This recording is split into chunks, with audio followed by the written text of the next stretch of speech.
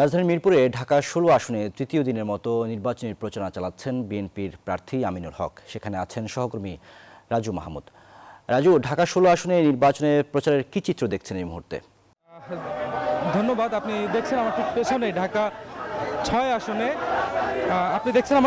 ঢাকা ৬ আসনের যেই বিএনপি মনোনীত সংসদ সদস্য প্রার্থী আমিনুল হক, তিনি তার নির্বাচনী প্রচারণা চালিয়ে যাচ্ছেন।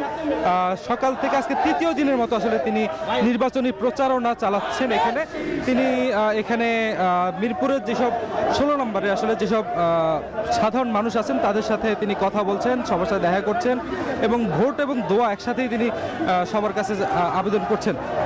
সকাল থেকে তিনি আসলে এই এলাকায় সর্বসাধারণ যারা আছে তাদের সাথে কথা বলার চেষ্টা করছেন এবং তারা জানার চেষ্টা করছেন যে এই নির্বাচন কিভাবে দেখছেন এবং কি দেখছেন, তারা কেমন প্রার্থী চাচ্ছেন, এই সব বিষয়ে তিনি কথা বলছেন। এখানকার যেসব সাধারণ ভোটার রয়েছেন তাদের, এখানে তিনি আসলে সর্বস্তরের যেসব মানুষ আছেন তাদের সাথেই কথা বলার চেষ্টা করছেন।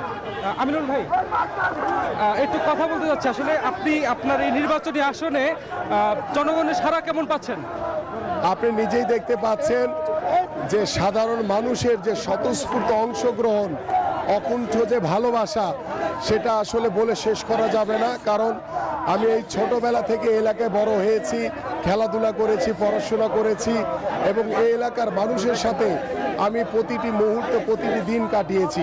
এই এলাকার প্রত্যেকটি রাস্তাঘাট অলিগলিতে আমি চলাচল করেছি। দীর্ঘদিন ধরে এই এলাকার মানুষের সাথে কথা বলে এই এলাকার সমস্যাগুলো আমি চিহ্নিত করেছি এবং চিহ্নিত করে আমরা কোনো প্রতিশ্রুতি দিচ্ছি না, আমি কোনো প্রতিশ্রুতি দিচ্ছি না, আমি পরিকল্পনা করেছি, সেই পরিকল্পনা অনুযায়ী আমরা বাস্তবায়নের অপেক্ষায় রয়েছি ইনশাল্লাহ।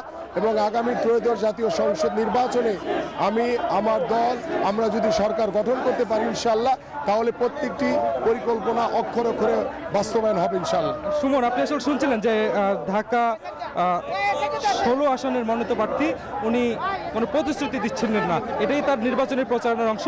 আমার কাছে আসলে নির্বাচনী প্রচারণার এখন পর্যন্ত এটাই সর্বশেষ। ধন্যবাদ রাজু আপনাকে।